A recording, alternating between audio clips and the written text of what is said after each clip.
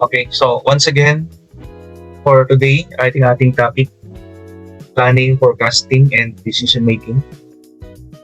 The background of the topic, once again, is if we are planning for our company, for our organization, we are not just guessing, di natin hinulaan yung mga pag-decide natin, pag-forecast, pagplano. Instead, we are using different tools, business, whether it is in an industry or in an organization or agricultural setting. So once again, if I may request throughout our lesson today, if some of you can open a camera, pa isa-isa lang.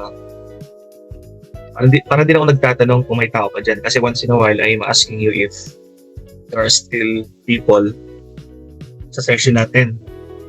For us, if I can see one person naka-open camera sa automatic, means there's somebody listening to me. Para di na magtatanong. So magpalitan na lang kayo, no? You can do this, para may guide kayo, you can do this alphabetically. Example, unang mag-open camera, yung letter A natin, sino bang letter A, letter B.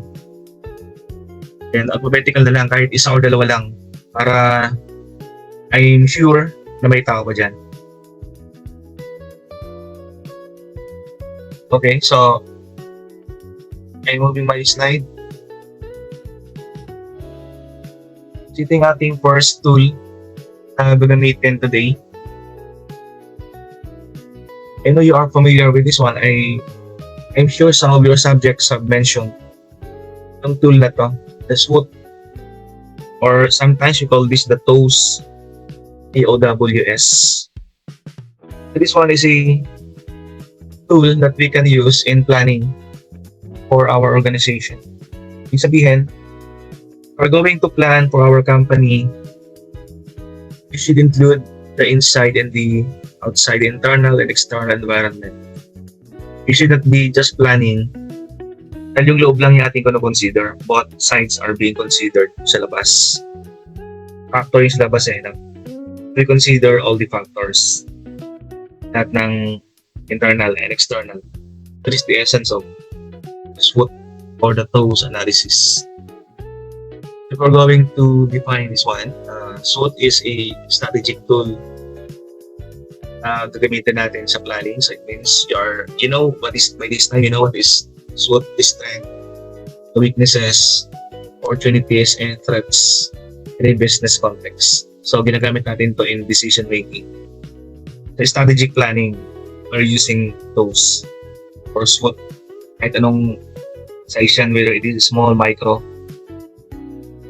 or medium-sized enterprises. And this is powerful tool na ginagamit natin. The TOWS, so sometimes this is TOWS. Sometimes that is inverted, that is baliktad minsan na TOWS. Sabihin, threats, opportunities, weaknesses, and strength. Kaya baliktad. So that organization pwedeng gamitin to, whether it is a big or small type of organization. Okay, so ang SWOT natin is this one, the key components. Sabi sila, siyempre, that is the leverage of the company na ginagamit.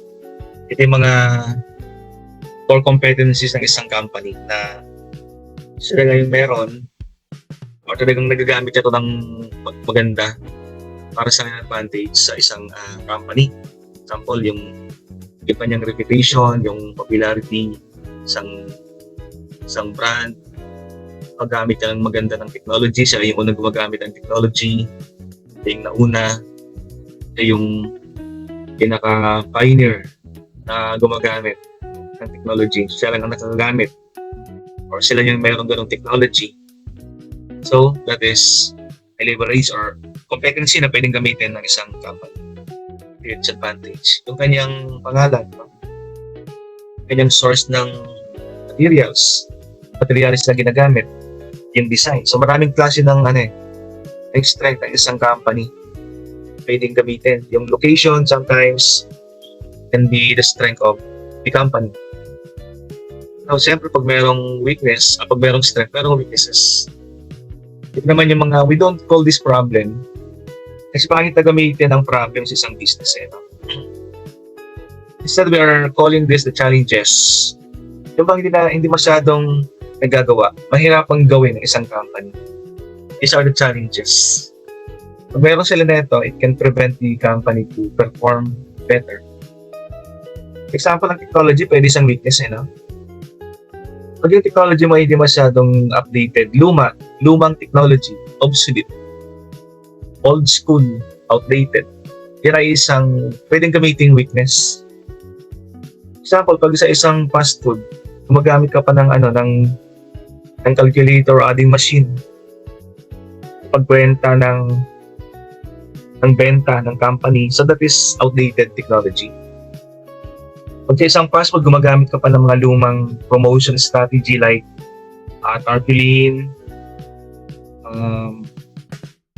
flyers, those are outdated. Weakness yun kasi ngayon, ginagamit natin electronic billboard, di ba? Electronic poster ang ginagamit natin ngayon. So, malalaman ka ng mga kalaban mo kung hindi ka gumagamit ng magayong technology. Sample pa ng isang weakness, pag kulang kayo ng resources, kulang sa capital, kulang sa machinery, kulang sa materials, kulang sa manpower, or mahina ang manpower, masyadong competent ang mga manpower, those are weakness. Or kung may manpower man kayo, kaya lang limit lang yung skill din, hindi masyadong skillful. Kasi hindi mga dapat na improvement. No? At tinawag natin siyang challenges kasi we should improve. Kasi mga areas that you need improvements, those are weaknesses of the company. Yung strength and weaknesses, they are inside the company. Nasa loob. They are inside means they are controllable. Pwedeng kontrolin pag nasa loob. Ang weakness, pwedeng gawa ng paraan. Yung strength din. So from the inside, we go outside. Pag nasa labas ka na, ito yung opportunities and threats. Pwedeng mangyari sa'yo. Opportunities, ito yung mga favorable conditions for the company na nakikita niya sa market. Example, pag nakikita niya yung population, dumadami ang population. That is opportunity. Pag nakita niya yung economic condition ng isang country, ng isang lugar is growing. That is opportunity.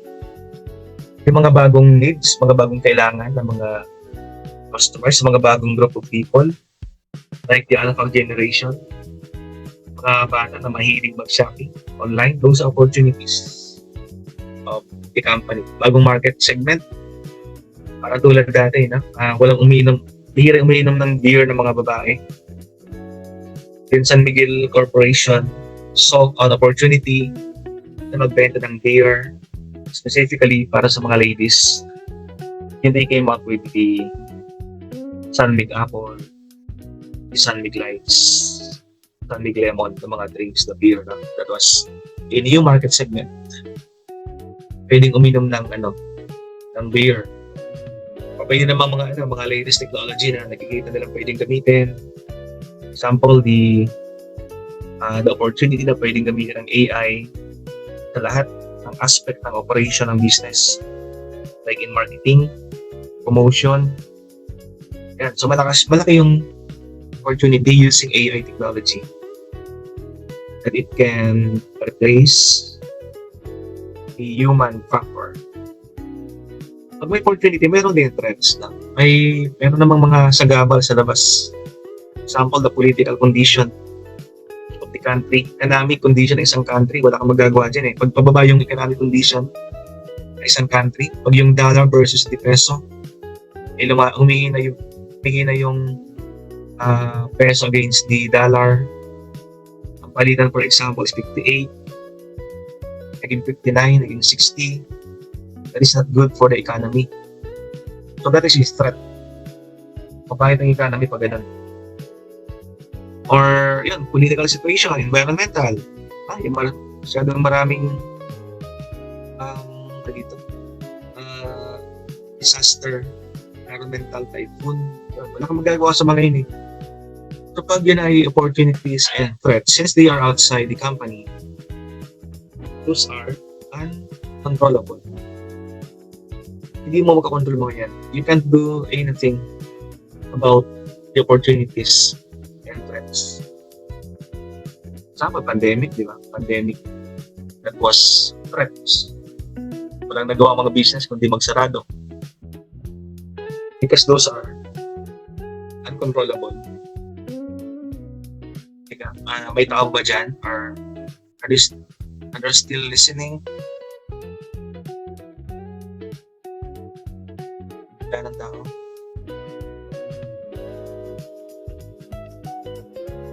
Pag nakikinig, wala, meron pa. Meron sir.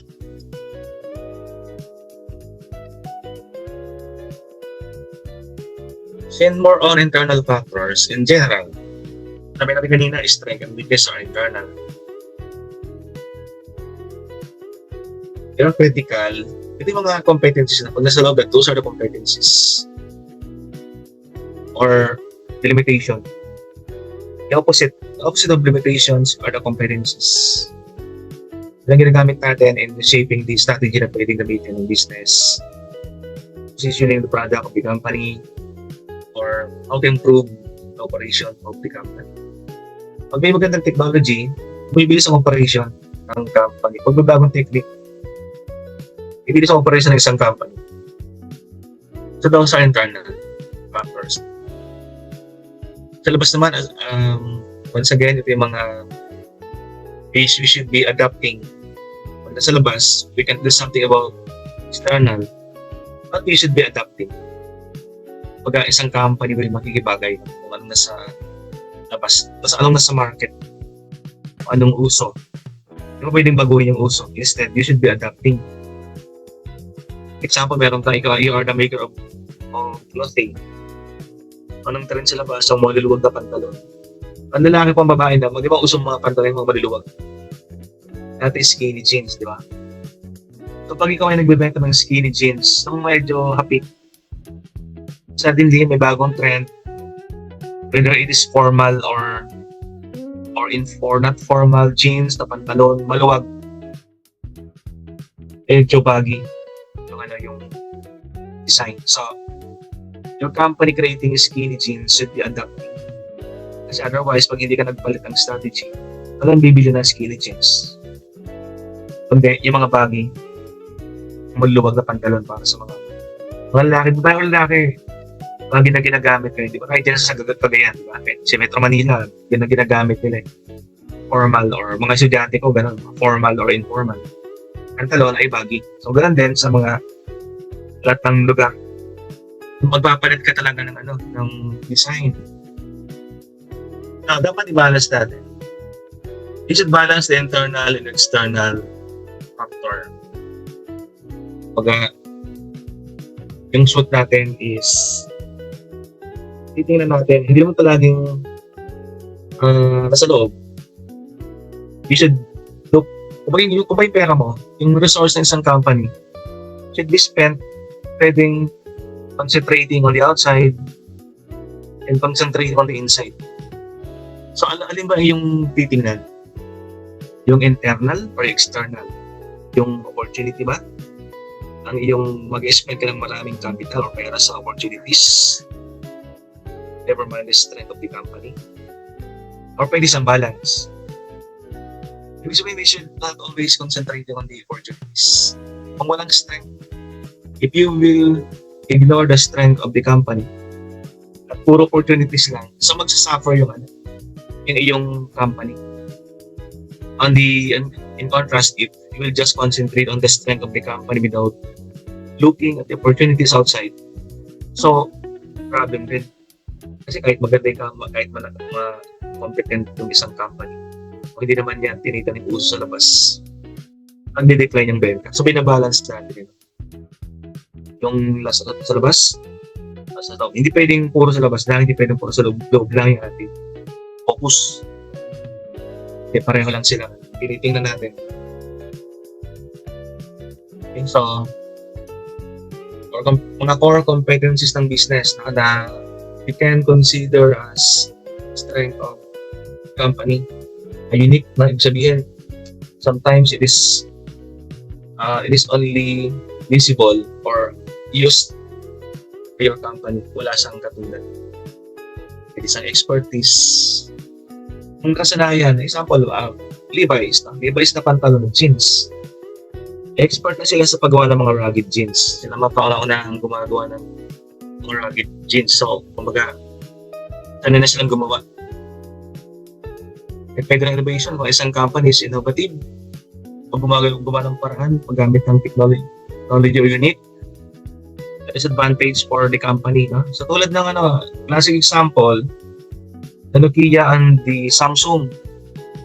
Ang Nokia dati, bakit sila bubog? Hindi sila nag-innovate. Mantalang ang Samsung that time, mga around 2010, no? Ang Samsung nag-innovate sa screen. Kasi ang Samsung ang pinakaunang cellphone na alam ko na gumamit ng touch screen. Mantalang dati ang Nokia, keypad ang ginagamit. No? Samsung, touch screen na. So that was innovative. The time, no? At least that time, Samsung unang gumamit ng touchscreen. So, that is innovation. Kaya nga, naungusan ng Samsung yung Nokia because of innovation. So, sinasabi natin dito, in all your business, you should always inject innovation sa iyong company para mas ahead ka. Pag sinabi innovation, focus ka doon sa 4 P's of marketing. Doon ka pwede mag-innovate sa 4 na P's ng marketing. You can innovate sa the first P, the product. You can innovate the product. You can innovate on the second P, price. You can innovate on the third P, promotion. You can innovate on the last P, the third P, phase. Sabihin, you can innovate in distributing. For example, sa China, may isang company na nag-deliver sila gamit ay drone. Sa Finland naman, may isang company, nag-deliver sila gamit robot. Parang isang robot na pagulong, rolling, no? Roll siya. So, yun deliver sa Finland. So, for them, that is innovation. So, that is strength of the company. Sila ang pinakakauna-unahang gamit ng robot or drone pag-deliver. So, that is innovative. Kasi sila yung pioneer. Sa Pilipinas, no, robot delivery, parang hindi ko nakikita effective ang robot delivery sa Pilipinas. Kasi nasa daan pa lang yan. Ako, nanakawin na yan. Hindi makakarating sa hindi makakarating sa pupuntahan. Sa daan pa lang yung robot na nagde-deliver. Yung robot mismo na nanakawin. Tapos yung kanyang package. Okay, so competency dito, yung resources. Pinagkukunan ng resources, no? Ikaw yung may parang sa Saudi Arabia, di ba? Bakit powerful and rich ang Saudi Arabians? Hindi lahat ng country may sources ng oil. Saudi marami silang sources ng oil. So that is their strength. Hindi lahat ng countries may langis, may oil na namimina. Sa Pilipinas, wala tayong mina ng oil, di ba? Sa ibang country meron. Sa Pilipinas naman, may mga lugar na mayroon sa mga resources na sila lang ang meron. So that is their strength. Example, Romblon, no? Marble. Sa Romblon lang mayroong marble. So that is their resources. Kasi sila lang mayroong ganon. So pag ito ay ginagamit nila, it will enable the company to maintain advantage. Competitive advantage. Mas lamang sila sa mga kalaban. Example, Romblon and Mindoro. Paramihan ng mga marble na pwedeng gawin. Siyempre, panalo yung Romblon kasi mayroon sila sources ng marble. Matalang Mindoro, mag-i-import pa ng marble. That is costly for the company. Mga companies din, mayroon silang pinag-uunan na sila lang mayroong pinag-uunan. Example, murang supplies, murang bilihan ng mga meat, materials na ginagamit, sila nakakaalam. So that is advantage for the company. Pag mayroon tayong advantage, meron din mga challenges. Yung challenges, yung mga limitation, no? Limitation. Kumbaga, nahirapan gawin ng isang company. Tinawag siyang weakness. Pwedeng gawin, pero pwede sa iba, tinawag natin siyang challenges. Yung mga challenges that hinder the growth of the company. Sa mga challenges. Example ganyan, di ba? Outdated technology, inadequate capital, kulang sa capital sa company. Walang pambili ng mga materials. Pag walang capital, walang pambili ng materials. That is weakness. Or it can also be the poor location ng isang company. What is a poor location, for example? Tago yung restaurant mo. Hindi siya sa daanan, it is not along a highway, nasa loob ng subdivision. So wala masyadong kakain, wala masyadong pupunta doon sa loob. So between two location na isa ay nasa corner lot. Isa medyo nasa ang tago na lugar. So mas maganda yung nasa corner lot ka or nasa highway. Yung resto mo nasa ilalim ng di ba? Nasa ilalim ng flyover. Walang dadaan dyan. Another challenge, yung skill. Wala kang makitang skill. Wala kang makitang skillful na mga tao or employees. Kasi wala kang capital, ba? Chain reaction yan eh. If you have inadequate capital, wala kang pambayad sa mata sa sahod ng mga magagaling. Kama ko ang mga empleyado, yung mga hindi masyadong magaling. Hindi masyadong magaling yan, example, tamad, so hindi masyadong productive. So that is a challenge for the company. And you should be doing something. So how are you going to address inadequate capital? You can borrow from banks. You can attract more investors. Mag-put ng more capital for the company. O sarili mong pera, di ba? Analyze external sa labas. Yung mga opportunities na crucial for planning. We should be responsive. Competitive and responsive. Kumbaga, nag-respondan tayo kung ano yung nasa labas ng ating organization, ng ating company. Kasi, yun sa responding. Anong pwedeng ibenta? So, we should not be selling something na hindi masyadong mabibili sa market. That is suicidal. Dapat, anong gusto ng market? Anong gusto sa market? Yun ang ating ibibenta. Para mas marami tayong profit. Pag di ka na sa uso, iwanan ka. No? So, dapat meron tayong ginagawa ng environmental scanning. Sabihin. You should always scan the market. You should go outside. We do benchmarking. Alam natin kung mga uso sa labas, example ng uso sa Japan. When it comes to fast food, when it comes to resto. So, pagbalik mo sa Pilipinas, yun ang iyong gagawin. That is market intelligence na. Market intelligence. To go outside. At naghahanap pa ng mga para kang detective. Nag-undercover ka. Para hindi ka masyadong makilala ng mga kalaban mo, yung iba ang ginagawa, mystery shopper, nag-undercover sila. Para malaman yung totoong gusto sa market. At yun yung gagawin sa inyong mga negosyo. External business threats. These are risky for the company. Pag hindi natin to in-address, they can be risky for the company. No? Tulad dito sa picture, no? When it comes to risk, what can you say about the picture? Bakit risky? Bakit risky yung picture natin? Kasi pag yung barko ay dadaong sa Pampang, sa Dalampasigan, no? bago siya makarating sa kanyang pupuntahan, bato-bato yung kanyang pagdadaanan. So comparing this sa isang beach, example Boracay, no? Ito yung risky na na shoreline. Hindi ba kadaong yung barko? Kasi mabubutas yung barko pag siya ay dito na napunta sa batuhan, yung barko, kasi mabubutas, masisira, lulubog. Kapag inapilan sa business, isang business bago marating yung kanyang pupuntahan, plano, example, net profit, marami siyang pagdadaanan. Yung mga tinatawag nating risk sa business.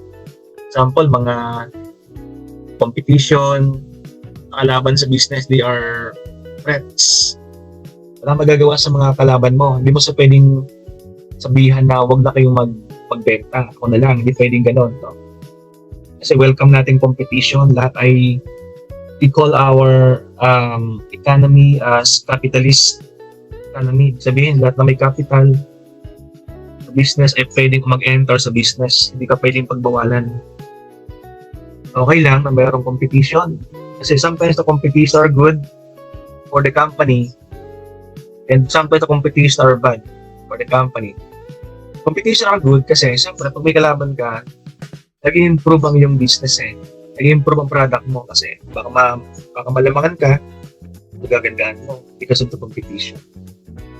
Pero siyempre pag may competition, so maagawan ka rin ng mga customers. So yung profit mo ay rin, mabawasan.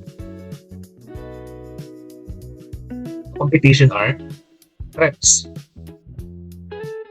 Ganun yung economic downturn, yung pagbaba. Example, dumadami yung walang trabaho, unemployment, dumadami. Pag marami walang trabaho, kasi silang purchasing power, wala silang pambili sa'yo. Wala kang magagawa dyan. Kasi that is outside. Inflation, yun, pagtaas ng inflation rate, it can affect your company. It can affect market. Inflation, ibig sabihin inflation, ito yung pagbaba ng value ng pera. Talagang tumataas ang bilihin. So, wala kang magagawa dyan. Hindi, mag-adapt. Pag gumawa ng mga proactive study, pag sinabing proactive, nagre-react ka na.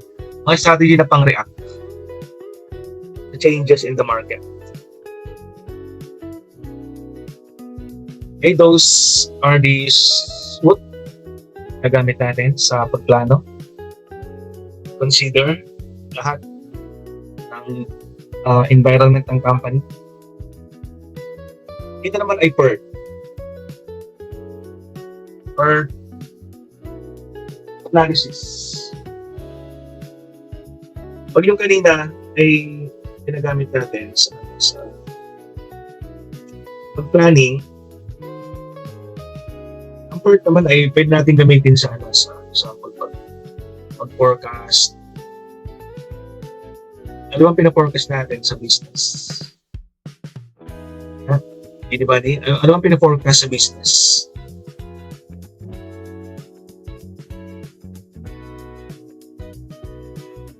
Gastos ang pina-forecast? Or benta?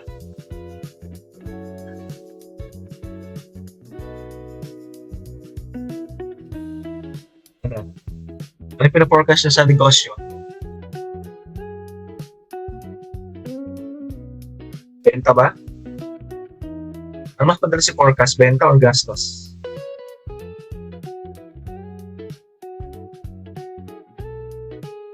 Diyan ang sumagot. Walang tao dyan.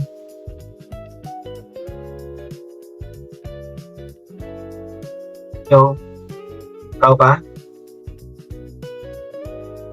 Hello, sir. Okay.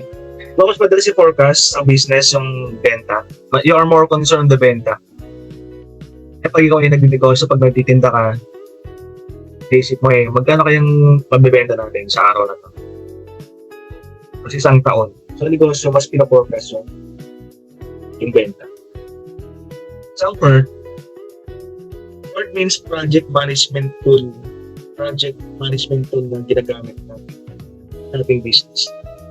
The meaning of PERT, Program, Evaluation, and Review Technique. Program, evaluation. So letter P is program. Letter E is evaluation. Letter R is review. Letter T is technique. Program, evaluation, and review technique. Yan ibig sabihin. So saan natin ginagamit ang PERT? Ito mo gamitin. So by the way, PERT is a tool, a management tool, analysis tool na ginagamit natin. It is a role in managing complex project. Pag uncertain, pag mahirap mag-schedule ng isang business, PERT yung ating ginagamit. Pag mahirap magplano, mahirap mag-schedule, mahirap mag-organize, mahirap mag-coordinate ng mga tasks, itong PERT ang ating ginagamit na technique. Program, evaluation, review, technique. Pero pag ito yung example, no? Pag ikaw ay maraming branches isang araw, mahirapan na mag-schedule. Kung paano pagkakabit-kabitin yung mga schedule, mga delivery, paano pagkakabit-kabitin yung mga delivery. Support ang ating ginagamit. Okay, so if you want to review isang project or task, isang base ng isang araw, support. Example, understand the component of PERT. Ito yung example, ang PERT ginagamit natin sa project activities. Pag maraming task ang isang project, may mga project na maraming task. Example, pag ikaw ay gumagawa ka ng kotse. Kung Toyota. Ang paggawa ng kotse, marami siyang mga task bago mo kumpleto ang isang kotse, isang sasakyan. No? Sample ng car assembly. Kung una siguro gagawin yung pinaka-frame, yung pinaka-body ng sasakyan. Susunod siguro, pwedeng gawin yung pagpakinis ng frame, ililiha, no? Sanding, tawag natin dyan. Okay, pagkatapos siguro kakabit yung makina. Yung next na gagawin, ikakabit yung mga electronics, yung mga pinto, yung mga windows, kakabit yung aircon, tapos pipinturahan, tapos ipapolish. No? So marami siyang component. Paano pagkakabit-kabitin na coordinated yung lahat ng components? Yan ang ibig sabihin ng PERT. Or pag sa yung business naman ay, sige, pambabae mo ng business. Ikaw ay wedding coordinator. Isang wedding event, maraming ginagawa ang isang wedding coordinator. Pero unang-unang ginagawa din naman ito. Meeting with the bride and the groom. Pasukat nung gamit ay susuot. Pagpunta sa simbahan, pag-coordinate ng schedule sa simbahan. Yan, no? Pag-coordinate ng mga brides, pag-coordinate sa catering, paggawa ng invitation, rehearsal, ang venue. So maraming task. Now, pag ikaw yung wedding coordinator, the challenge is how are you going to coordinate yung mga tasks? Pagkakabit-kabitin mo siya na walang masasayang na oras. Tawag siya, PERT yung ating ginagawa dyan. The technique. Ito ginagamit tayo sa mga complex yung mga complex na projects na maraming activities. Now, sa PERT 10, we also note the milestone. Pag sa milestone, yung pinaka-important activity, example, pinaka-important activity doon sa wedding, siguro yung sa catering, no? Kainan nila. Important. That is the milestone. You should know what is the milestone. Kasi pag sinabi natin milestone, ito talaga yung hindi pwedeng mawala. Ito yung mga task na talagang tututukan. Ibang task pwedeng hindi masyadong tutukan. Example, yung pagpagawa ng giveaways. Pwedeng hindi masyadong tutukan. No? Pero yung sa church mismo, yung venues, church, yung sa reception, yun ang mga milestone na hindi pwedeng mawala. Teka, meron na ba ditong kinasal sa inyo? May I ask? Meron na ba ditong mga married? May married na ba sa inyo? Just asking, meron na ba? Or lahat kayo single? Meron na ba? Okay, so kung ikaw ay nakaranas personally, o naka-attend ka ng isang wedding, naghahandaan talaga siya. No? At least kung isang taon siya. Tulad ng bride. You recall, sumikat ba dyan yung bride na nawala? Yung runaway bride na nabalatan niyo ba yan dyan sa inyo? Kakasal na siya, tapos nawala siya. Mas nakita yung bride sa Pangasinan. Alam niyo ba yun? Yes, sir. Yes, sir. Share natin one. Alam niyo bang katapat lang namin subdivision yun sila. Subdivision namin, tapos kabilang katapat namin subdivision. Tatawid ka lang ng overpass. Subdivision na nila. So katapat lang namin yun. So yung overpass na nababalita, yung tatawid ka lang doon, tapos subdivision na nila. Magkapalang kami ng street. Kaya yung street kasi, hanggang hanggang kabilang subdivision. So nasa kabila sila. Ayun. So you can imagine, di ba? Pag-preparation nila dun sa wedding, matagal. So mayroong mga part ng wedding na talaga crucial for the event. Kapag sa mga concert naman, ganoon din, di ba? Pag concert, marami siyang event na nangyayari or task or activity na ginagawa pag concert ang iyong business. Ikaw ay production ng concert, maraming gagawa in venue, pagbenta ng ticket, pag-promote ng event, pag-invite ng mga performer, yung security for the venue, yun, marami siyang gagawin. Pero mayroong crucial na activity, isang event, yan yung milestone nga. Example, sa isang concert, ito yung pag-invite mismo ng mga artist na kanta. Yun, sa isang event. Now, sa isang part, para hindi ka naligaw, ang ginagawa natin na technique ay nag-drawing tayo ng diagram. Para malaman natin yung task na ginagawa. Para sa diagram, para sa network, if you can imagine what is a network, pero sa mga lines, di ba, nagkakabit-kabit. So para malaman natin yung activity, nagawa ka ng bilog, tapos mayroong isang line, mayroong isang arrow na connected. That is basically network. Nagawa tayong network sa isang event para malaman or na-connect yung relationship ng isang activity sa kabilang activity. Sa lahat ng task, you should be showing the flow of task para hindi ka maligaw. Nagkakabit-kabit natin. So, para sa isang tinginan if you can imagine isang tinginan, para sa isang flowchart, na nalalaman mo yung flow ng isang event. Lahat activities may nagkakabit-kabit natin. That is part. Okay, so understanding time estimate. So, pag gumagawa ka ng PERT, you should be putting in yung mga time.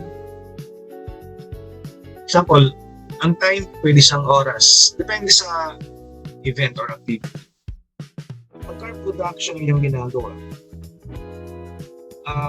pwedeng araw ng isang activity. Example, pag-assemble ng body, 1 day. Pagkabit ng makina, pwede isang kalahating araw lang. No? Sa mga concert production, ganun din. Sa mga wedding event, ganun din. Example, yung pag-invite ng mga abay, siguro isang week mong gagawin yan. No? Yung pagpa-reserve ng simbahan, siguro mga 3 araw mo siyang gagawin, pabalik-balik. Pagpatayin ng mga susuot, siguro 2 weeks din nagagawin. Paggawa ng mga invitation, siguro 3 araw.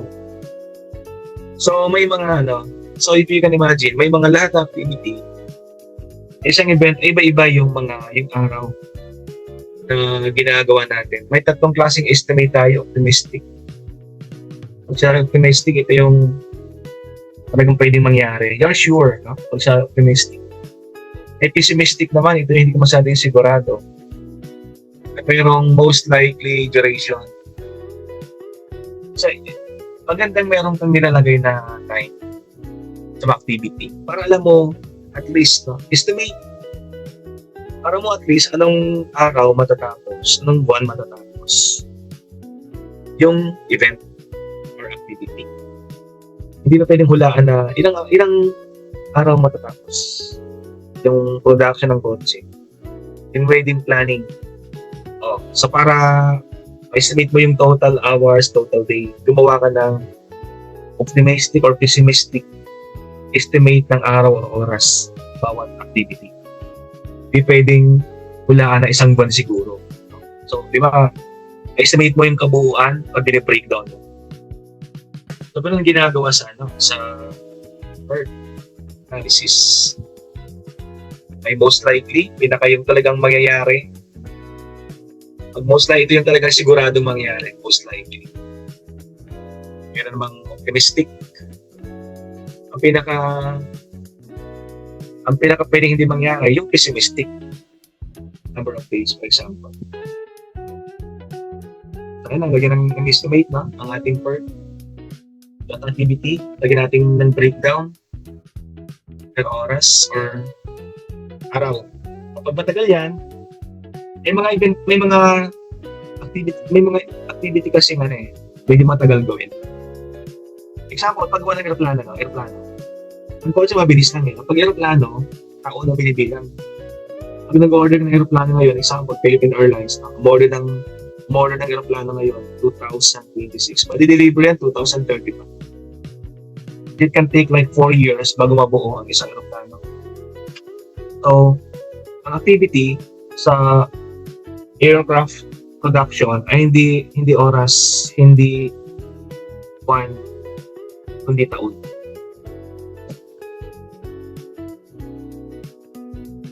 Critical path and slack time. Sa ating business guys, no? Ang tinatawag na critical path, ito yung activity sa isang event na critical na. Ibig sabihin, ito yung hindi mo pwedeng pabayaan. Ito yung focus. Sabi ko kanina isang event, may mga activity dyan na napaka-crucial, napaka-critical. Kaya dyan ka palagi nakafocus. Parang parang nagluluto ka lang Pag nagluluto ka, may isang event, may isang task na napaka-importante sa'yo, na dapat mag-focus ka dyan. Di mo sa pwedeng pabayaan. Example, nagluto ka ng adobo. Naghihiwa ng bawang, ng sibuyas. Tapos magluluto ka. Palagay nyo doon sa event na yun, saan doon ang nakafocus ka. Diba rin sa pagluluto mismo na hindi mo pwedeng iwanan yung paghalo. Kasi pag iniwanan, masusunog. Samantala yung paghiwa ng sibuyas, pwede mong iwanan. Yan tinatawag natin critical sa isang business. Yung talagang nakafocus ka dati. Now, the opposite of critical path, yung slack time. Pag sinabing slack time, ito yung activity na pwedeng slack ka lang, pwedeng relax lang. Pagluluto ng adobo, yung critical path doon, yung paghahalo. Ang slack time doon or pwedeng banjing na, yung paghihiwa ng sibuyas. At activity may ganun. Pag sa wedding planning event, may activity doon na banjing na. We call that the slack time. Pag sinabi slack kasi, yung maluwag. Yung maluwag siya, di masyadong mahigpit. Pwede hindi sa tutukan pag sinabi slack time. Sa wedding planning, slack time siguro yung pagpadala ng invitation, ayun, pag-shopping for giveaways, slack din Pero yung pag-coordinate sa mga isusuot ng bride and groom, pag-coordinate sa simbahan, sa reception, mga hindi pwedeng mawala. Yung pag-arkil ng bridal car, slack time yun kasi kahit walang bridal car, maraming kotse na mga available Yan ibig sabihin ng critical path and slack time. So alamin sa mga project nyo or event, isang business, kung alin doon yung mga slack time at alin doon yung mga critical path. Critical path, those are serious or crucial, hindi pwedeng baliwalain. Critical ang slack time naman, ito yung mga pwedeng hindi masyadong tutukan at matutuloy pa rin yung project, di ba? O yung event. Yun ang ibig sabihin. Okay, so I'm moving my slide.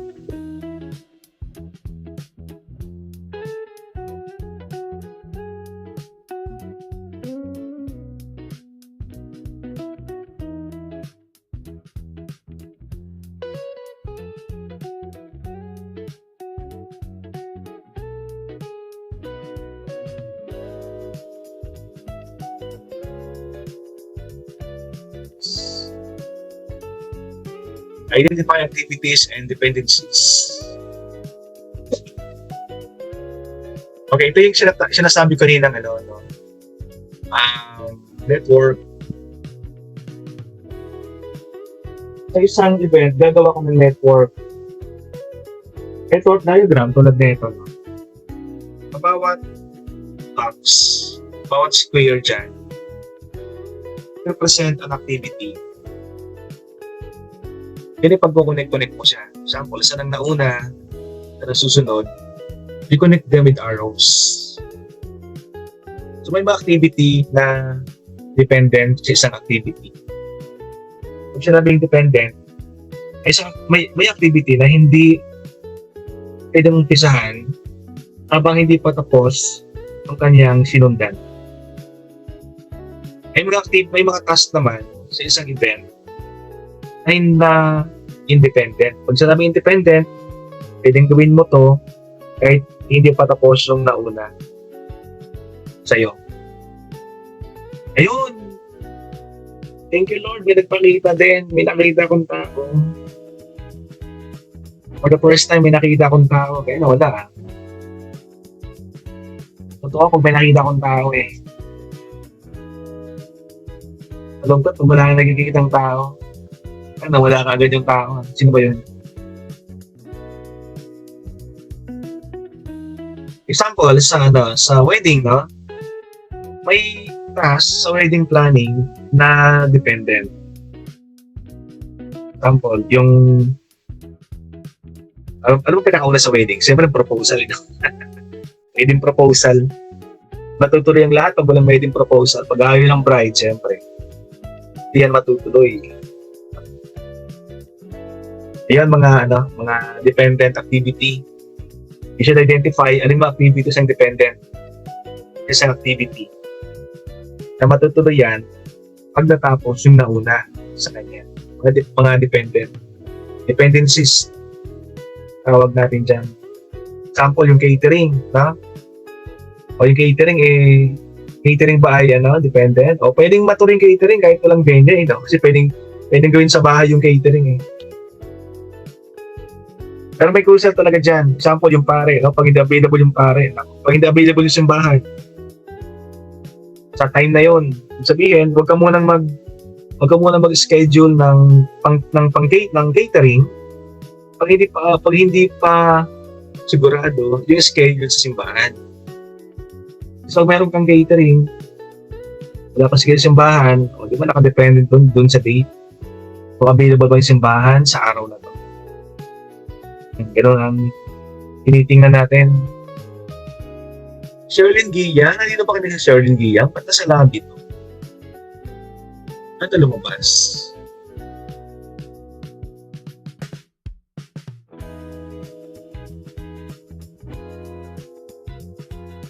So more on the network, ito yun. Maraming klase ng network na pwede mong gamitin. Pwede siyang flat, pwede siyang top view, pwede siyang 3-dimensional tulad nito. Pwedeng box ang gamitin mo. Pwedeng bilog ang iyong gamitin. Kung saan ginagamit ko, yung bilog yung illustrating. Bilog ang ginagamit ko. Pag-construct ng diagram.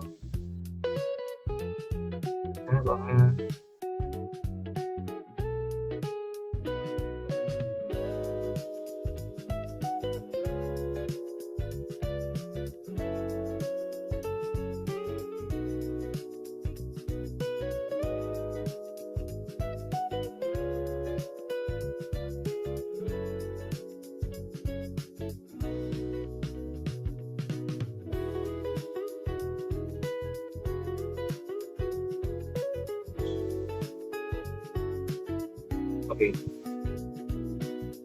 So that is the more example on network diagram. Pwedeng circle ang gamitin, pwedeng bilog ang gamitin.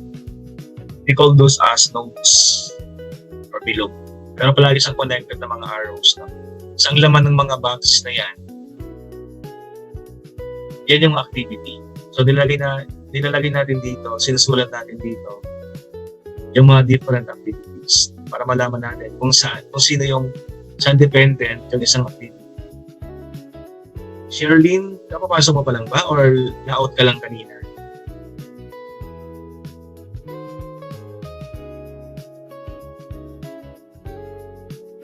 Okay. At meron Sir, siya, kasi nawalan ng signal. so, pag itong mga diagram, activities na ganito, meron siyang end, meron siyang start. So, yung dami ng boxes sa network, ito ay depende sa dami ng activity or sa dami ng task sa isang project. So, pag isang project or pag maraming gagawing task, 10 yung task, so 10 boxes ginagawa natin. May mga project naman na kunti lang yung mga task na gaganda na ginagawa. Like for example, this one, 7 task lang siya. No? 7 boxes lang or 7 bilog lang ang ginagamit natin pag-generate ng network. Balancing uncertainty and efficiency in PERT. So, what is the reason why we are using PERT? Pag uncertain tayo, hindi tayo sigurado kailan matatapos yung isang event, isang project. Gumagawa tayo ng PERT para malaman natin ilang araw isang task. Ito naman ay CPM. So, ang PERT and CPM means critical path method. Path method. Pag sabing path, ito yung pinagdadaanan. Right? That is the way. Ano pinagdadaanan ng isang event, ng isang project bago siya matapos. So, pag marami sa pinagdadaanan, so we can use, ginagamit natin CPM analysis in scheduling ng mga project natin or mga event.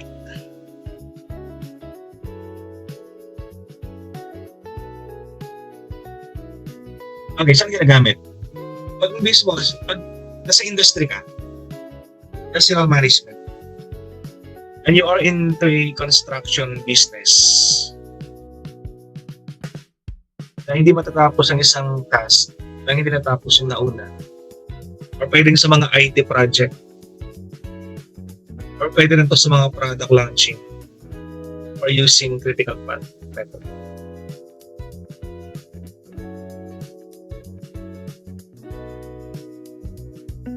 Yes, once again, just a reiteration, activities and milestone. Ito mga activities and milestone na napaka-important.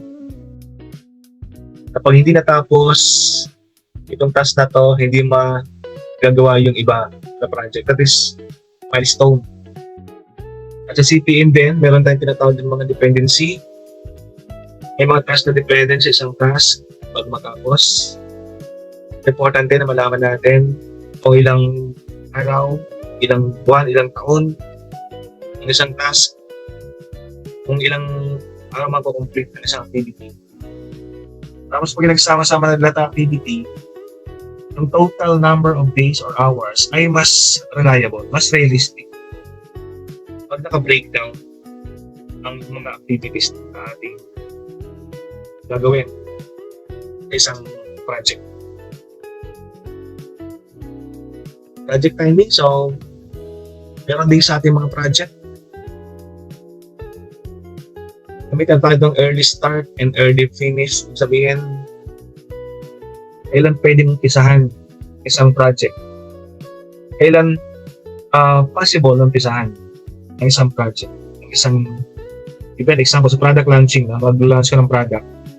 Anong date ang pinaka pwedeng umpisahan? Kasi minsan, kung nagpaplano ka, pag may-set ka ng date na pwede umpisa ng project, parang hindi mo na-umpisahan talaga on time kasi meron ka pa palang gagawin.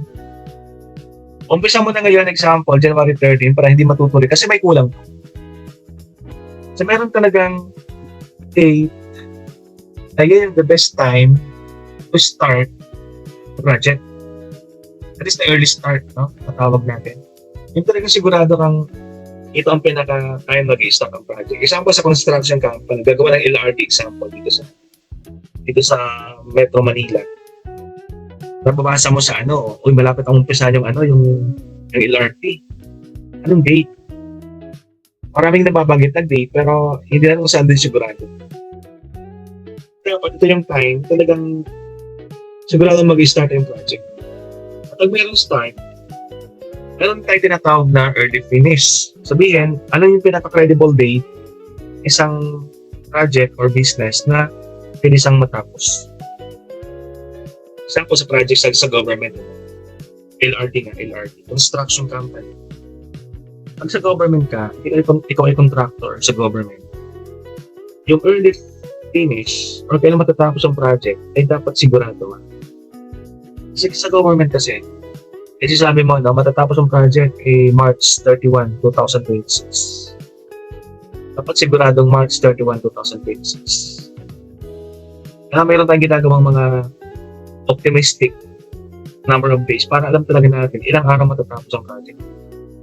Kasi pag sa government, nadali ka ng isang araw, may penalty. Example, sabi ng government. Ang submission, ang finish ng project, March 31. Tapos natapos ka, April 1. Sa government, bawat araw, isang araw na delay, penalty. Example, isang araw, 50,000. Pag nadali ka dalawang araw, there's 100,000. So, abot ng 500,000. Pag nadali ka ng 10 araw, that is 500,000. So, you should be very sureable. Before, dito ba siya, teka.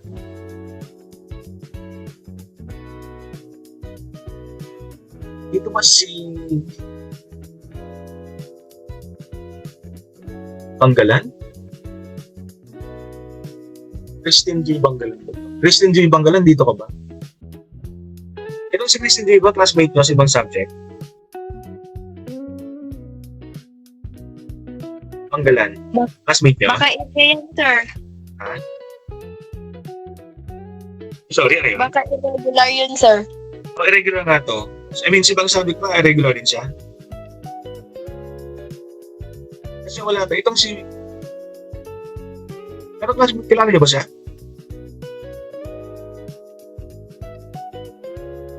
Ano sabi nga, baka classmate siya sa ibang subject. Masabihan. I-drop ko siya pag di... Kasi ito, last year drop ito sa akin kasi wala absent. Masabihan nga, hinahanap ko ka mo kasi madadrop ulit siya dito sa subject na to. Dinrop ko na sa last time Tapos di na naman umaten ngayon, di ba? Sabihan nga, would you mind? Okay kayo? Pwede ba? Masabihan siya kung di ba may face-to-face naman kayo? O pag nakita niyo sa school, guys, pag nakita niyo sa school, di ba kakilala sa kanya? Banggalan. Masalubong niya sa campus, Christine J. Banggalan, masabihan ka mo. Nag-drop mo naman to. Nag-drop mo na nga ito nakaraan. Tapos mag-drop na naman ngayon. Irregular to kasi siguro maraming subject kung naiwan kaya irregular. Di ba madalas mag-drop? O ibig sabihin ng early start, early finish. So, but at least alam mo, madiliman, hindi naman eksaktong natatapos. Pero madiliman ang opening, ang start, madiliman yung finish. Pero masyadong lampas sa deadline. Isang araw na delay, okay lang. 1 to 2 days na delay, okay lang. Pero isang linggo, delay. Ganyang early finish. Yung idea para makuha natin yung talagang totoong early start and early finish sa isang project. Dapat i-breakdown natin bawat task into days. And pag sinabing slack, another terminology dito, yung slack, ito yung time, ito yung mga task. Isang task sa ating schedule na pwedeng bunching. Ibig sabihin, pwedeng hindi masyadong tutukan ito. Kasi hindi siya masyadong crucial doon sa overall project. Kumbaga, pwede kang flexible dito. Yung time, pwedeng flexible dito. Pwedeng hindi masyadong tutukan. At tinawag natin siyang slack. It will not affect the overall project timeline. May mga event kasi na pag hindi mo tinutukan, it will affect na over the overall time. Example, sa pag-wedding planning, di ba? Crucial dyan yung pagpareserve ng simbahan eh. Kasi pag na-adjust yung date ng simbahan, ma-adjust na lahat. Pero may mga events, may mga tasks sa wedding planning na load or slack ang tawag natin. It will not affect the overall timeline ng event. Sabi na, di ba, kanina, yung pagpagawa ng mga giveaways, hindi masyadong important kasi kahit walang giveaways, tuloy pa rin yung kasal, di ba? Hindi ibig sabihin ng yung slack, flexible. Yung kasi yung giveaways, pwedeng ibigay kahit tapos na yung kasal, di ba? That is slack, hindi siya masyadong important sa overall timeline ng isang event.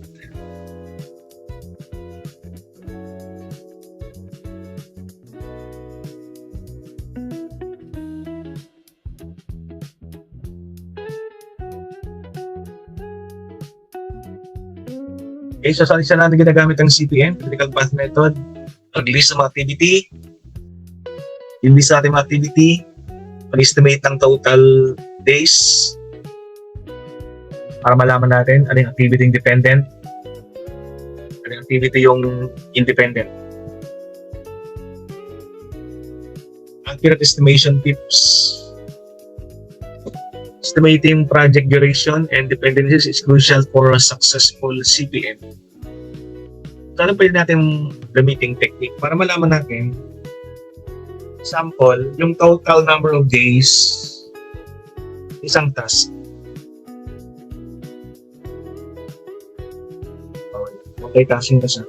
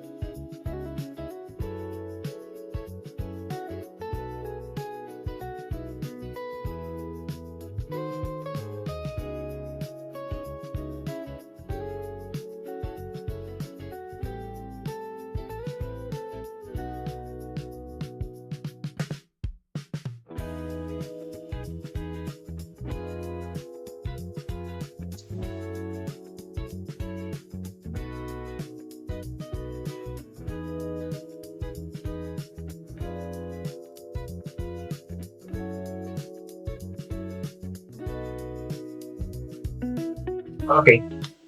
So now, para malaman natin, in current slide now, para malaman natin yung accurate estimation ng total hours, total day, pwede natin gamitin historical data. Sabihin, pag sanay ka ng nag-wedding planning, or sanay ka ng nagluluto, sanay ka ng nag-catering, or sanay ka ng nag-construct, at least meron ka ng idea kung gaano katagal. Example, wedding planning ka, no? And ang naman pag sa mga babae naman, kasi I know here, mas marami yata yung mga ladies dito. No? So, karamihan business nila yung hindi masyadong technical, hindi masyadong heavy, na wedding planning sa mga babae. Isa sa mga trick na business, kasi madali lang siya, labor lang ang kailangan. Wala masyadong machinery, wala masyadong materials. So, wedding planning ka and you have been in the business for the last 5 years, at least alam mo na gaano katagal ang isang task. Gaano katagal ang pagpa-reserve ng simbahan, pag-coordinate sa simbahan, gaano katagal. Based sa iyong historical data, no, for the last 4 years, sabi mo, mga 2 days tapos no? Sabi mo gano'n, based sa iyong historical data. Gaano ka tagal, for example, yung pagpatahi ng ng lahat ng gown, ng bride, tapos sa groom. Sabi mo, 3 weeks no? Inaabot ang 3 weeks. So, mas accurate yan kasi that is based on historical data. Lumampas ba niya ng 3 weeks? Lampas yan siguro mga 2 days lang, no? Pero sa sobrang sanay ka na, alam mo na yung kung ilang araw more or less. Sa catering. Yan. So, ito yung historical data. Pag sanay ka na naman, di ba? Sa mga production, ganun din. Sa mga production ng production ng sasakyan. You have been a production manager ng Toyota factory.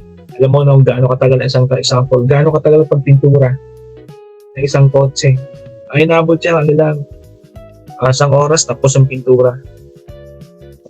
But that is based on the historical data. At least, estimate mo, accurate. Meron mang kulang, meron mang sobra, hindi masyadong 5% lang yung kulang. 5% lang yung sobra. So, meron ng margin of error talaga, pero hindi masyadong malaki yung kulang o sobra. 5% margin of error. Okay, so project scenario. So, important dito. We should identify all the activity na ating ginagamit. Example, pag product launching, o example, pag ikaw naman ay sa manufacturing. Mag-innovate ka ng product or mag-implement ka ng marketing plan, promotion. Anong mga activity ang pwedeng gawin? O, nag-research ka muna, di ba? Tapos, sa research, gagawin mo yung product. Di ba sabi natin sa marketing? We start the product development. You start product creation by market research. We should not start with just what is our interest. It is not important ano yung interest natin product. Hindi masyadong yan. Important. Ang importante, ano yung interest ng market. Right? Kasi sila yung bibili ng product mo. So, that's why we start the product development by market research. We do survey, we do interview. Based on that, we start the product development. Nagawa na yan, di ba? We have product testing. Pag meron kang product testing, you can now distribute. Distribute limited distribution. Pag nakita mo nag-click siya, that is the time now we should now implement the full marketing ng isang product na bago. And it is important, we should know ilang araw for this activity. Okay na, so pagtsagaan nyo ang ganitong scenario. Naka-breakdown activity, tapos naka-breakdown kung ilang time per activity in hours, in days, in weeks, or in years.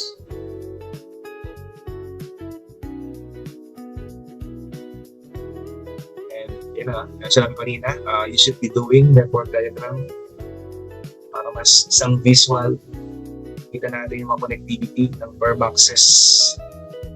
And it is also important na malaman natin yung critical path. Sabihin, ito yung mga activity very crucial for the project. Activity na hindi natin pwedeng baliwalain kasi it can affect the overall activity, the overall time of the critical path. Ang tawag natin yan. It can directly influence yung duration of project.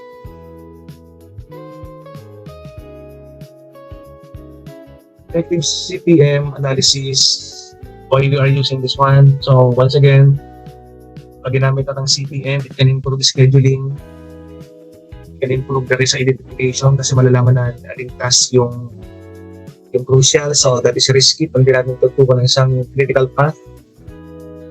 Pag di natin tutukan ng critical path, that is risky for the business. So we are using CPM to identify the risk. Another thing, pag gumagamit ng critical path na technique, we can avoid delays. Kasi nalalaman natin dyan yung mga kwan, di ba? Nalalaman natin yung activity na napaka-critical, sabihin, tututukan natin yan. Pag hindi natutukan natin ang critical path, it can result to delays. Now, pag nalaman ng critical path or CPM, we can avoid delays kasi important yan. Dapat sabi natin, itong task na tayo, very important sa activity natin. So, dapat tutukan natin to. Pag hindi natutukan, you'll notice later on, delay na yung project. Kaya kick out ito si Sherlyn. Siguro kinikick out ito si Sherlyn Guiyang, no? Kaya nawawala.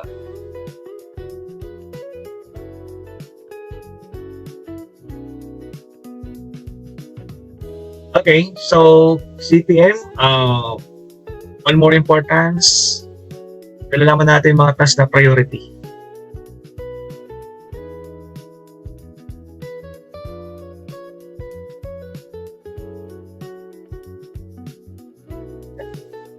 Balik-balik si Shirley.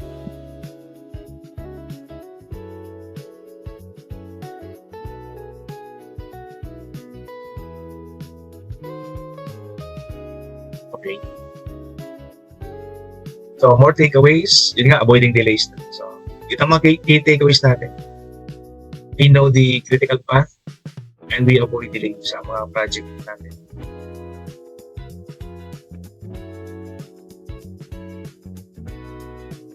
So, we go to SMART analysis. So, we have 4 tools now, di ba?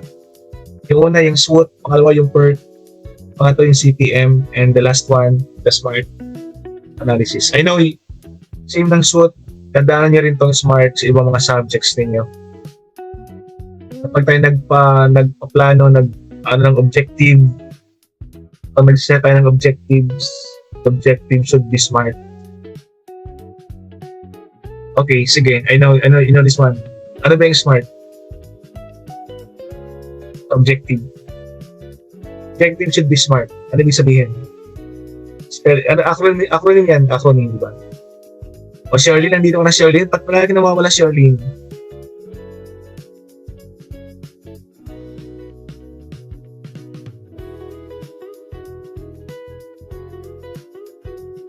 Okay, ano yung SMART? Ano yung letter S?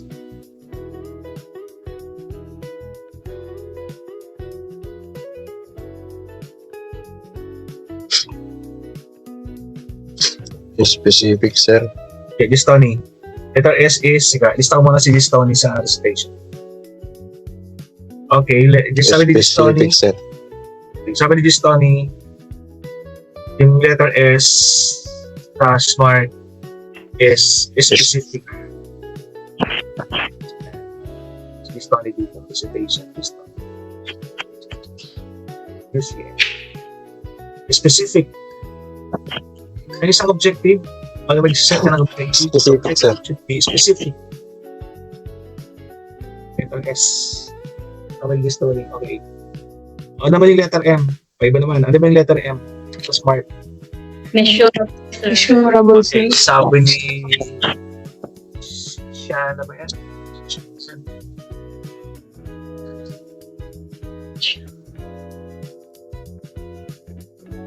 Okay, measurable. At yung letter A, ano yung letter A? Anybody? Analytical, sir. Okay, sabi ni Romeline, ano ang letter M? Ano yung letter A? Analytical, sir. Analytical ba? O, ano ba? Ano bang letter A? Achievable. Okay, sabi ni Shania, achievable. Achievable. Attainable. No? Yung letter R. Relevant, sir. Okay, sabi ni Karil, relevant. And lastly, letter T. Timely, sir. Sabi ni Romillion ulit, timely. Time-bound.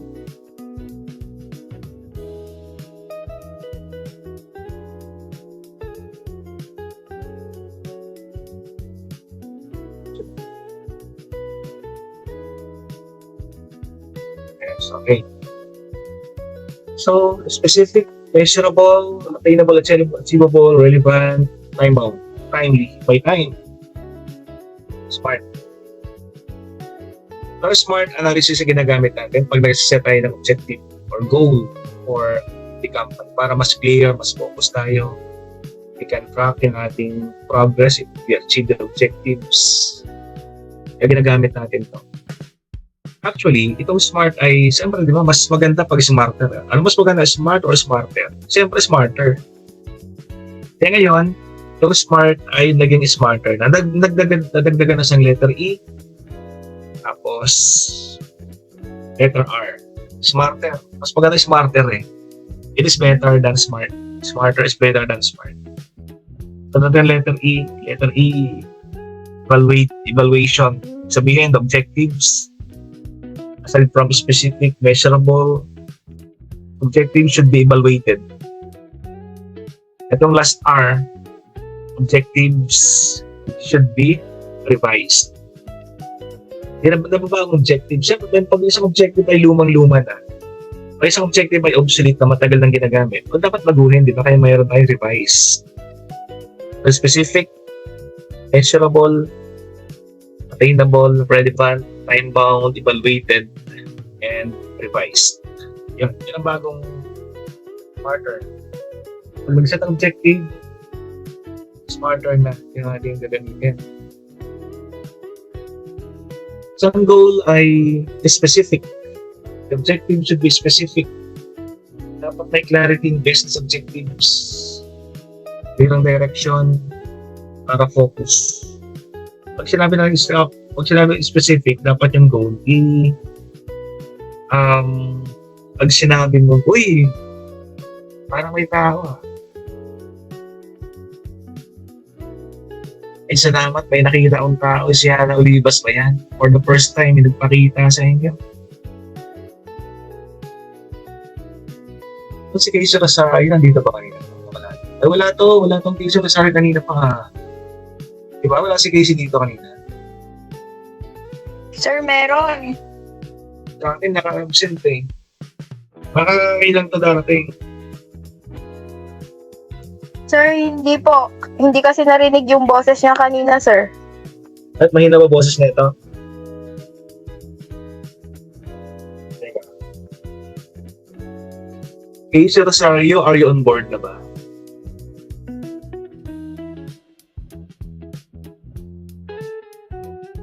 Yes, sir. Ikaw ba'y kanina pa o na-kick out ka lang? O parating mo lang? Oo. Nawalan ko ng cellphone. Ano na? I'm sorry? Parating mo lang? Nawalan ko ng cellphone. Kasi kanina naka-absent ka kanina sa akin eh. Nag-roll ko ng attendance, naka-absent ka sa akin. Kaya sabi ko, parating mo lang. Sir, saan po ako kanina?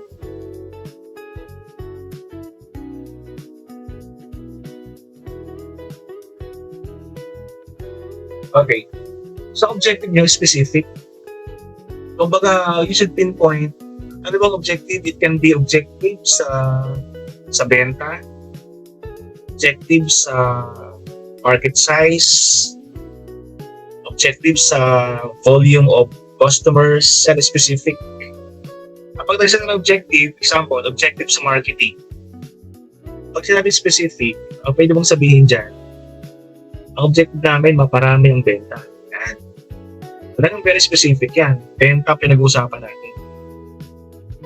Maparami yung market share. Yan. Very specific about market share yan. Production, maparami yung production. O very specific. Ang pinag-usapan ay production, hindi naman benta. Kaya tinawag natin ano. Be very clear, no? So, that is M. And that is S. Pag sila measurable, the word here we can quantify, nabibilang natin. Using metrics, establishing measurable goals to enable the company to track progress effectively pag naka-quantify. So yung kanina, sabi natin, ang ating objective ay about sa benta. Sales, na hindi tubo sales. Specific. Pinag-usapan benta, hindi profit. Dapat very clear ka, alin ba ang objective mo? About benta or about tubo? O sabi mo, specific kami. Ang aming goal dapat tumaas ang aming benta. Sales.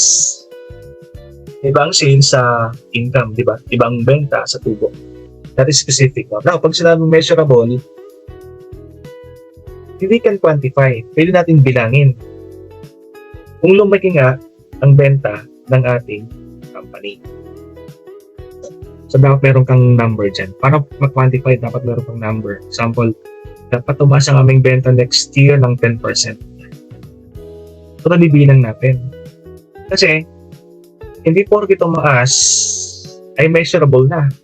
Kasi wala kang amount O, lagyan mo ng 10%. Sabihin, pag hindi umabot ng 10% ang dagdag sa benta, hindi na-reach yung objective. So, dapat 10%, 11% pataas, no? So, measurable, nasusukat natin. Talagang tumaas.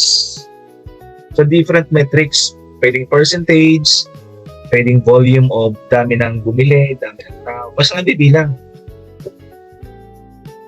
So, that is measurable, no? The next one, dapat ay achievable or realistic. Achievable, attainable. Mag-set ang objective na, na realistic. Kaya talagang kayang gawin, kayang maabot. Kasi pag nag-set ka na sa objective na sobrang taas, hindi na masyadong realistic. Example, ang benta mo ng 2026 ay 1 million lang. Total benta, 1 million 2026. Sa 2027, huwag kang mag-set ng benta na 100 million. Hindi na sa masyadong realistic. Ibig sabihin, 2026, 1 million, tapos 2027, 100 million. Hindi na siya realistic, di ba? Kasi layo. Ang laking diferensya, tulad din ng nagbebenta ka ng product, di ba? In 2026, nakabenta ka ng 1,000 piraso ng product. Tapos sa 2027, nag-set ka ng, sabi ko, dapat makabenta ka ng 50,000 piraso ng product. Masyadong malayo. So, hindi masyadong realistic. Kasi nagpo-forecast tayo, based sa historical data, based sa nakaraan. Based sa nakaraan, ano bang realistic? Kasi pag hindi mo naabot yan, frustrated. Frustrated ka sa business mo. Achievable ang goals. So, motivated ka pag realistic. Pag hindi mo naman na-achieve yan kasi sobrang taas, kapag sobrang taas ang lipad mo, mas masakit pag bumagsak. So, estimate if achievable based sa example, kaya mo ba? Based ng iyong competency, ng iyong skills, kaya mo ng skills mo? Kaya ba ng capital? Kaya ba ng resources? May pera ba kayo? Kapag may pera, siguro, achievable. Technically, kaya mo ba technically? Kasi kahit may pera ka, expertise ka, magaling ka sa management, wala ka namang technical skills, so hindi ma-achieve. Or based sa economic situation, no? Ang economy, mag-set ka ng napakataas sa expectations. Hindi realistic.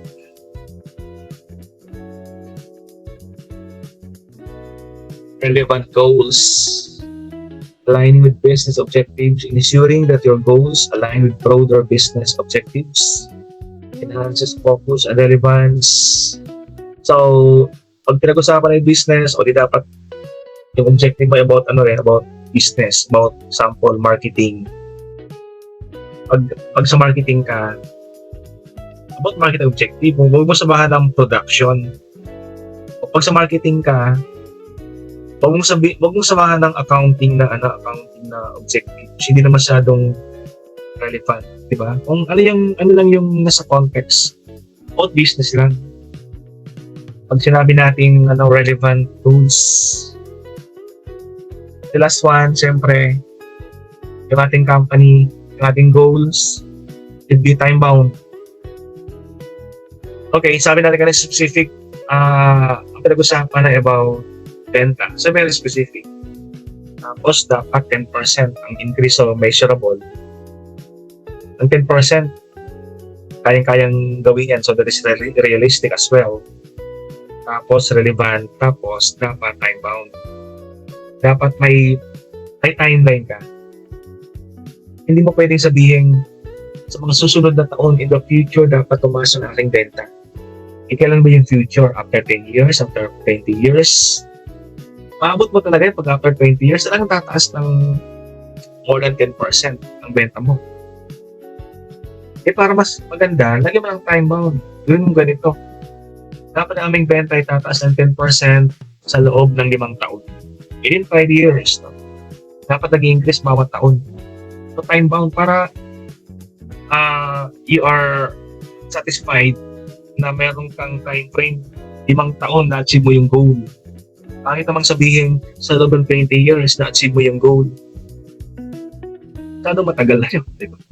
Achieve mo talaga ang haba ng palugit para sa'yo eh. Dapat may completion date. Na maganda pag nag-set ka ng objectives within the next 5 years. Dapat lalawin progress. Sabi natin kanina, di ba, smarter na ang isang objective natin. So, dapat yung letter E, evaluated. Ibig sabihin ng objectives natin, once in a while, you will evaluate kung napapanahon pa rin yung objective na ginawa mo. Kasi pwede magbago because of business trends, economy, pwede magbago objectives eh. So, once in a while, i-check mo, i-evaluate mo. Kaya nga, smarter. Then, pag na-evaluate na siya, objectives can be capable of being revised. So, smarter. I-revise mo kung pwede kung may need to revise the objective based on current trends. Pwede siyang baguhin. The objectives naman siya. Mas madaling baguhin ang objectives kaysa strategy. Ang strategy kasi, hindi basta-basta madaling baguhin yan eh. Pero objective, mas detalyado siya. Pwede siyang baguhin once in a while. So you can revise. So, kailan tayo nahihirapang gawin or when can't we implement the SMART? The SMART are goals that provide clarity. They can also lead to oversimplification. So, mamaya kasi, no? Imbis natin ay masyadong complicated yung ating mga objectives. Mga challenge dyan. Kung masyado ng nagbabago environment, objectives, hindi na siya pwedeng relevant due to circumstances and market dynamics. Dapat objectives can be revised because of those challenges. After this one, I'm going to give you activity for today and by everyone.